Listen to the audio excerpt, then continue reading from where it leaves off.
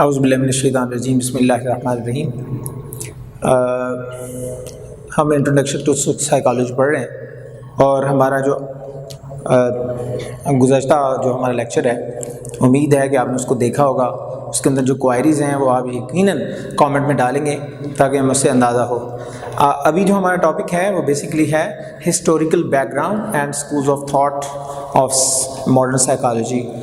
جب تک ہم ہسٹری کو نہیں دیکھیں گے، اس کے بیک گراؤنڈ کو نہیں دیکھیں گے، ہمیں اندازہ نہیں ہوگا کہ سائیکالوجی اس وقت جو ہمارے پاس پہنچی ہے وہ کس طرح کے کس انداز سے ہو کے پہنچی ہے۔ شروع کرتے ہیں بسم اللہ، اللہ کا نام لے کے۔ ہمارے پاس ہے سب سے پہلے ہسٹوریکل بیک گراؤنڈ میں ہم نے دیکھنا یہ ہے کہ پریمیٹیو پیریڈ ہے، وہ زمانہ جو بہت پہلے کا ہے۔ اس کے بعد گریک کنٹریبیوشن ہے، جو بھی علوم ہیں اب تک دنیا میں ان میں سب سے زیادہ کنٹریبیوشن جو ہے وہ گریک کنٹریبیوشن ہے، یعنی جو یونانی ہیں انہوں نے جو اپنا کنٹریبیوشن دیا ہے، انہوں نے جو کام کیا ہے وادی ہے۔ اس کے بعد ہمارے پاس مڈل ایج یا میڈیول اپروچ ہے، کس زمانے میں کس طریقے سے جو درمیان کا علاقہ ہے اس میں کس طرح ہوا۔ پھر اسلام آ گیا، اسلامک ریولوشن نے ساری دنیا کے نظام کو تبدیل کر دیا، تمام تر ادارے، تمام تر انسٹیٹیوشن، پوری سوسائٹی کو مکمل طور پر بدل دیا، یعنی کہ ریولوشن آیا، چینج آیا مکمل طور پر۔ اس کے بعد ہے ہمارے پاس birth of modern science, modern science آئی ہے 16ویں صدی میں، اور اس کے بعد ہمارے پاس اس وقت جو لیٹسٹ ہے وہ ماڈرن ایج ہے، اور پھر ایکسپیریمنٹل سائیکالوجی ہے۔ ہم دیکھتے ہیں سب سے پہلے کہ جو پریمیٹیو پیریڈ ہے جو عیسیٰ علیہ السلام سے بہت پہلے، عیسیٰ علیہ السلام جو ہے عیسوی سن سے پہلے کچھ 600-650 سال، اور پھر اس سے اب تک یعنی جو گزشتہ 3000 سال کی ہسٹری ہے اس کو تو ہم دیکھتے ہیں، لیکن اس سے پہلے جو پیریڈ ہے اس کو ہم پریمیٹیو پیریڈ کہتے ہیں، یا زمانہ قبل از تاریخ کا پیریڈ کہتے ہیں۔ اس زمانے میں اگر کسی کو کوئی پریشانی ہوتی تھی، کوئی کسی قسم کے ذہنی عارضے میں مبتلا ہوتا تھا، کسی سائیکولوجیکل ایشو میں ہوتا تھا، لوگوں کو پتہ نہیں تھا، لوگ ان اویئر تھے سائیکالوجیکل ایشوز سے، سائیکالوجیکل پرابلمس سے، تو وہ پھر کیا کرتے تھے، جیلز میں لوگوں کو بند کر دیتے تھے، یا پھر کسی مزار پہ چھوڑ آتے تھے۔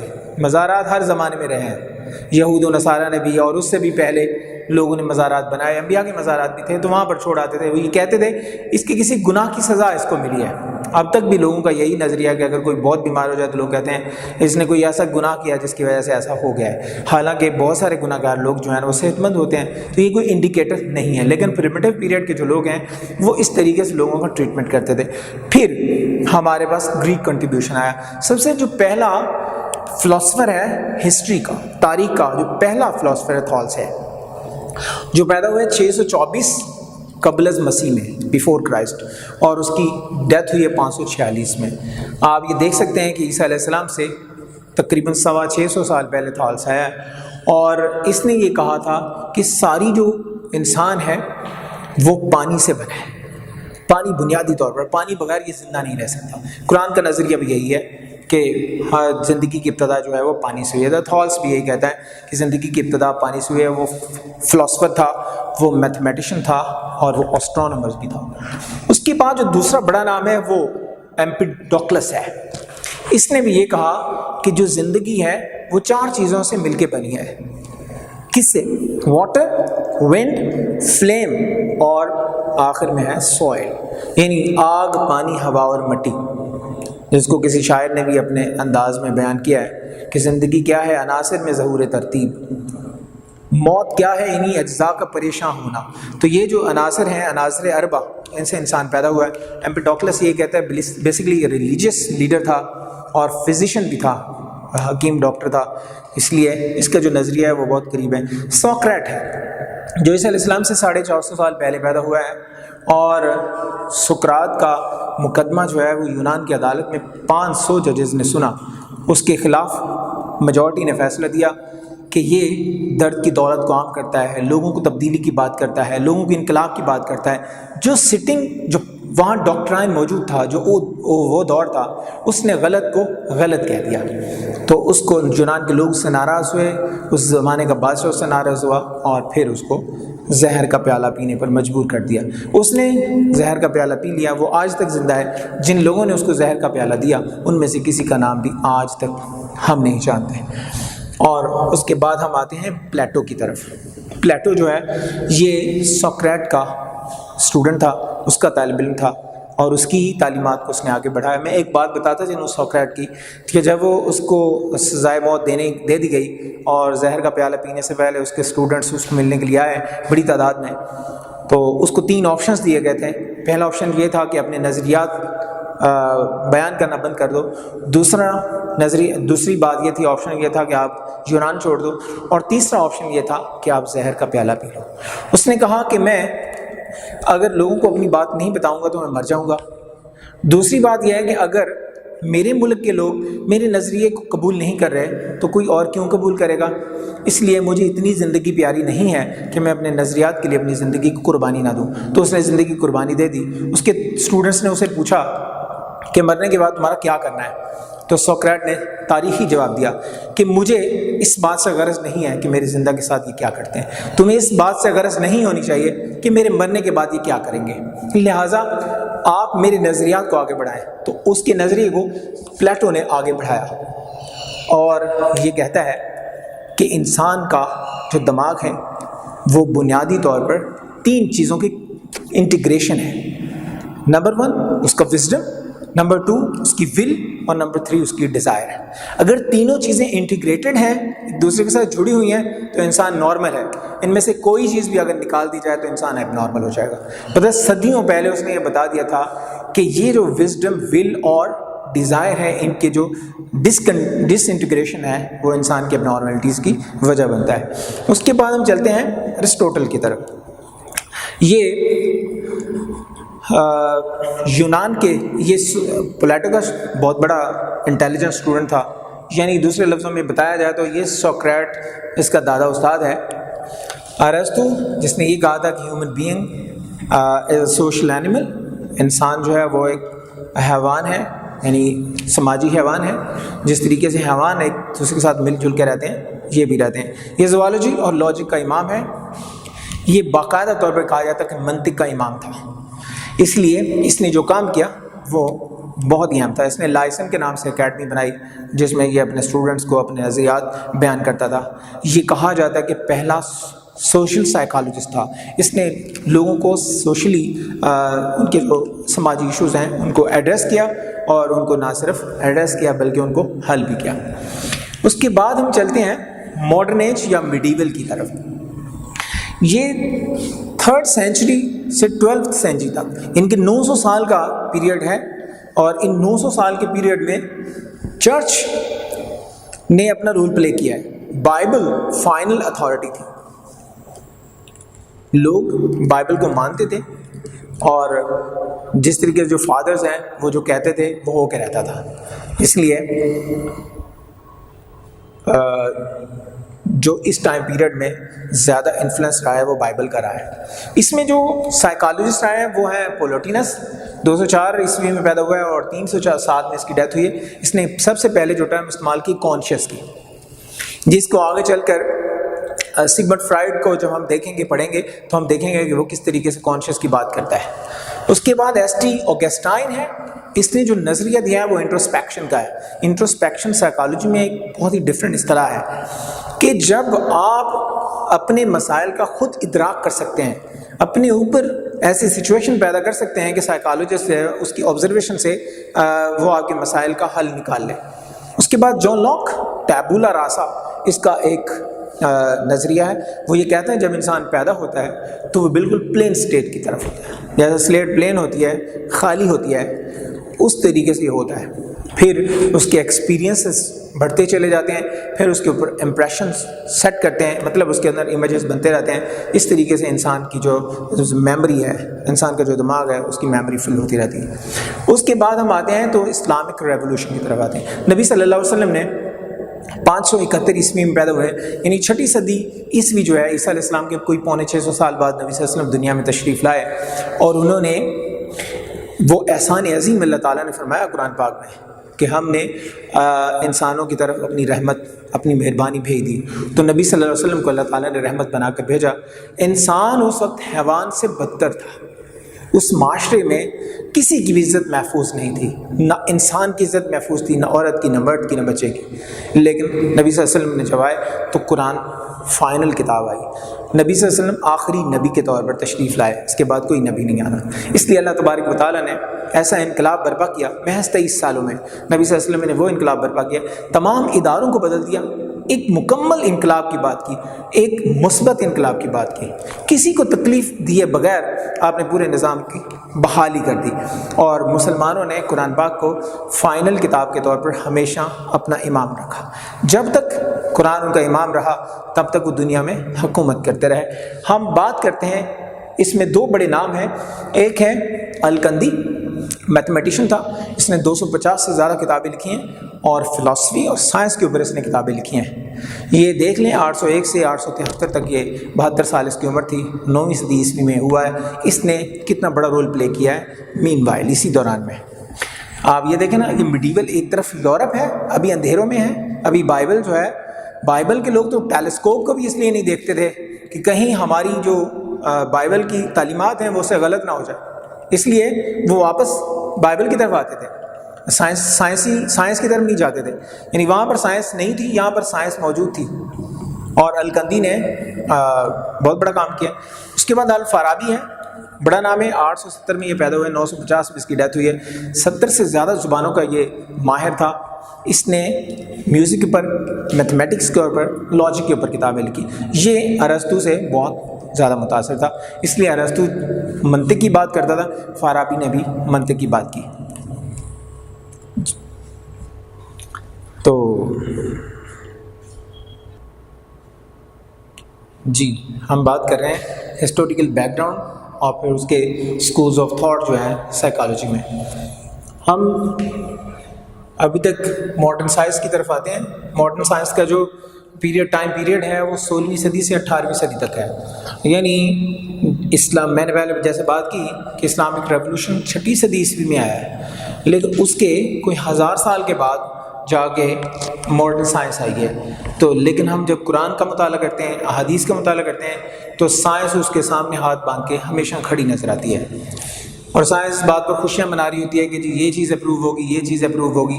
حالانکہ یہ 1400 سال پہلے ہر چیز جو ہے نا اپرووڈ ہے فرام دا اللہ. ہاں اس ٹائم میں جو سائیکالوجسٹ ہیں جنہوں نے سائیکالوجی کے اوپر کام کیا، فلاسفرز ہیں، ان میں ایک بڑا نام ہے گلیلیو کا. گلیلیو کو اس بنیاد پر سزائے موت دے دی کہ اس نے یہ کہا تھا کہ زمین جو ہے وہ گھومتی ہے، زمین حرکت کرتی ہے. اس بنیاد پر، کیونکہ وہ یہ کہتے تھے کہ بائبل میں لکھا ہے کہ زمین ساقط ہے، اس لیے یہ تو شرع کے خلاف ہو گیا، لہٰذا اس کو سزائے موت دے دی. جب بادشاہ کے پاس اپیل ہوئی، گلیلیو اس کے سامنے پیش ہوا. بادشاہ نے کہا ہاں جی کیوں آپ کہتے ہو؟ اس نے کہا کہ اگر آپ مجھے سزائے موت دے بھی دیں گے تو پھر بھی زمین گھومتی رہے گی. تو بادشاہ نے تمام جو چرچ کے لوگ تھے، بائبل کے جن لوگوں نے سزائے موت دی تھی، ان سے پوچھا کہ اگر زمین نے گھومنا ہی ہے تو پھر گلیلیو کو مارنے کا کیا فائدہ. اس لیے گلیلیو کو چھوڑ دیا گیا. گلیلیو نے اس کے بعد ٹیلیسکوپ ایجاد کی. یہ دیکھ لیں جس کا ٹائم پیریڈ ہے 1564 سے 1624 تک، یعنی 15ویں 16ویں صدی کے درمیان ہوا ہے. اور اس نے جو بڑا کام کیا ہے وہ ٹیلیسکوپ بنائی ہے. آج جو ٹیلیسکوپ سے کام لیا جا رہا ہے شاید گلیلیو نے نہیں لیا تھا، پر گلیلیو بہت ساری چیزوں کو دیکھتا تھا. اس نے اپنی رسل گاہ لیب بنائی تھی جہاں پر وہ بیٹھ کے ایکسپیریمنٹ کرتا تھا. اور جو چرچ کے لوگ تھے، جو زمانے کے لوگ تھے، چونکہ بہت ساری لوگ جو ہے نا وہ کرسچینٹی سے متعلق تھے، اور یہ سارا جو ایریا ہے وہ یورپ کا ہے جہاں پر آج بھی کرسچینٹی کی میجورٹی ہے. تو لوگ اس لیے ٹیلیسکوپ میں نہیں دیکھتے تھے. میں پہلے بھی بتا چکا ہوں کہ کہیں وہ بائبل سے متصادم کوئی چیز نہ دیکھ لیں اور وہ گناہ نہ ہو جائے. اس کے بعد جو بڑا نام ہے وہ ڈیسکریٹس کا ہے. اس نے 1596 میں یہ پیدا ہوا ہے، 1650 میں اس کی ڈیتھ ہوئی ہے. جو اس کا بڑا کام ہے، اس نے مائنڈ باڈی پرابلم کی بات کی ہے. سب سے پہلے اس کی جو تھیوری ہے مائنڈ باڈی پرابلم کی ہے. ایک زمانے میں تک صرف دماغ کو ہی سب کچھ سمجھا جاتا تھا، لیکن ڈیسکریٹس نے یہ کہا کہ نہیں، باڈی کا آپس میں اس سے تعلق ہے. آج بھی لوگ کہا جاتا ہے کہ جو برین ہے وہ آپ کی جو باڈی ہے، پوری کی پوری باڈی جو ہے اس کا گورنر ہے. ہم آگے چلتے ہیں تو نیوٹن بڑا نام ہے، اور بھی نام ہے لیکن ہم نیوٹن کو دیکھتے ہیں. آئزیک نیوٹن جو ہے اس نے بہت سارا کنٹریبیوشن دیا ہے فلاسفی کو, سائیکالوجی کو, اس کی ڈیولپمنٹ میں. اگرچہ یہ فزیشین تھا اور بہت فزکس میں بڑا نام کیا, لیکن یہ علوم سارے پہلے الگ الگ نہیں تھے, سارے اکٹھے علوم تھے. اس لیے اس کے بعد ہے ماڈرن ایج. ماڈرن ایج کا جو زمانہ ہے وہ آج تک ہے, یعنی 20ویں صدی تک ہے, بلکہ اب تو 21ویں صدی آ گئی ہے. اس میں جو بڑے نام ہیں ہربرٹ سپینسر ہے, ڈارون ہے. انہوں نے جو نظریہ دیا ہے وہ انسان کے علاوہ ہٹ کے اینیملز اور پلانٹس کی جو ایولیوشن ہے, کس طریقے سے جو حیوان جو ہے, اینیملز جو ہے نا وہ ایوالو ہوئے ہیں, اور کس طریقے سے جو پلانٹس ہیں وہ ایوالو ہوئے ہیں. کچھ پلانٹس ایسے ہیں جن کی سپیشیز ختم ہو جاتی ہیں, اور کچھ اینیملز بھی ایسے ہیں جس کی سپیشیز ختم ہو جاتی ہیں. لہذا 2 بڑے نام ہیں, انہوں نے اس پر کام کیا. اس کے بعد جو بڑا نام ہے وہ گیلٹن کا ہے. اس نے انسانی جو ایولیوشن ہے اس پر کام کیا ہے. انسان پہلے کیا ایسا ہی تھا یا انسان کے اندر بھی چینجز آئی ہیں, اور اس نے جینیٹکس کے اوپر کام کیا ہے. آج جو سب سے بڑا کام ہے وہ جینیٹکس کا ہے. اگر آپ کسی کا ڈی این اے کرواتے ہیں تو اس کا تعلق جینیٹکس کے ساتھ ہے. آپ دیکھ لیں کوئی جہاز کریش ہو جاتا ہے کہ ادروائز, تو اس کا جو ایک ہی ہمارے پاس حال ہوتا ہے جی اس کا ڈی این اے کروا لیا جائے, پتہ چلے کہ یہ کون ہے. اس کے بعد ہرمن ہے, اس نے میموری اور لرننگ کے اوپر کام کیا ہے. یعنی جو آپ کی میموری, آپ کی جو یادداشت ہے وہ ہے کیا. شاعر کہتے ہیں نا, یاد ماضی عذاب ہے یا رب, چھین لے مجھ سے حافظہ میرا. لیکن انسان کا حافظہ اتنی جلدی چھینا نہیں جا سکتا. اس کے بعد جو بڑا نام ہے وہ ہے سگمنڈ فرائڈ کا, جس نے بہت زیادہ کام کیا ہے. آسٹریلین بیسکلی یہ فزیشین تھا, اور اس نے سائیکو انالیسس کے اوپر کام کیا ہے. اس کو ہم دیکھیں گے اسکولز آف تھاٹ میں جا کے. ہم بڑھتے ہیں اسکولز آف تھاٹ کی طرف, ہسٹری سے نکل کے اسکولز آف تھاٹ, اور یہ بھی ہسٹری سے متعلق ہی ہے. اس کی وجہ یہ ہے کہ 5 اسکولز آف تھاٹ اب تک ہیں. جب سے سائیکالوجی آئی ہے, ماڈرن سائیکالوجی خاص طور پر آئی ہے, تو 5 اسکولز آف تھاٹ آئے ہیں. پہلا جو اسکول آف تھاٹ ہے وہ ہے اسٹرکچرلزم. یہ ویلم بہت بڑا جرمن سائیکالوجسٹ ہے. اس نے جو کام کیا ہے وہ لیبارٹری بنائی تھی 1879 میں لپزگ یونیورسٹی جرمنی میں, اور اس نے جو کام کیا وہاں پر وہ ایکسپیریمنٹ کیا, ایکسپیریمنٹل سائیکالوجی, باقاعدہ لیبارٹری بنائی. جس طریقے سے میں نے پہلے بتایا کہ کیمسٹری فزکس کی لیبز ہیں, اس میں وہ تمام چیزیں موجود ہوتی ہیں جو ٹیسٹ کرنے کے لیے اور ایکسپیریمنٹ کرنے کے لیے ہوتی ہیں. بالکل اس نے بھی اس طریقے سے کیا.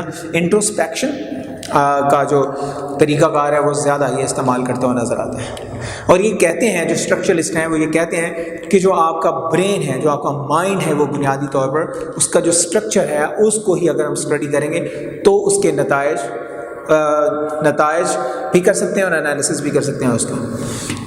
لیکن فنکشنلزم جو ہے, ولیم جیمس امریکن سائیکالوجسٹ ہے, 1890 میں اس نے بک لکھی ہے پرنسپل آف سائیکالوجی, اور اس میں اس نے جو کام کیا ہے وہ بنیادی طور پر یہ کہتا ہے کہ اسٹرکچرلزم کو ہم نہیں مانتے. زیادہ کام وہ کرتا ہے فنکشن کے اوپر. جو آپ کا مائنڈ ہے, آپ کا جو برین ہے, وہ بنیادی طور پر کیا فنکشنز کرتا ہے. اوورٹ آپ کا جو بیہیویئر ہے, جب آپ کو کوئی مارتا ہے اس کے اگینسٹ میں آپ جس طریقے سے بیہیو کرتے ہیں, آپ کو کچھ کہتا ہے, کوئی اچھی بات کہتا ہے, کوئی بری بات کہتا ہے. تو ابھی دیکھیں نا, کسی کو سزائے موت ہوتی ہے, ابھی تک تو اس پر عمل درآمد بھی نہیں ہوا, شاید 10-15 سال لگ جائیں. ابھی سے لوگ صفِ ماتم بچ جاتی ہے, ٹھیک ہے نا. وہ یہ کہتا ہے کہ جو آپ کا بنیادی طور پر فنکشنلزم ہے, وہ فنکشن کیا کر رہا ہے, آپ کا برین, آپ کا مائنڈ کیا فنکشن کر رہا ہے. بیہیویئر بنیادی طور پر جو وہ اسی کو دیکھتا ہے, اوورٹ بیہیویئر, یعنی باہر کا جو بیہیویئر ہے, جو آپ جس طریقے سے کام کر رہے ہیں. اس کے بعد ہے بیہیویئرزم. اسے جڑی ہوئی بات نہیں ہے, بالکل مختلف بات ہے.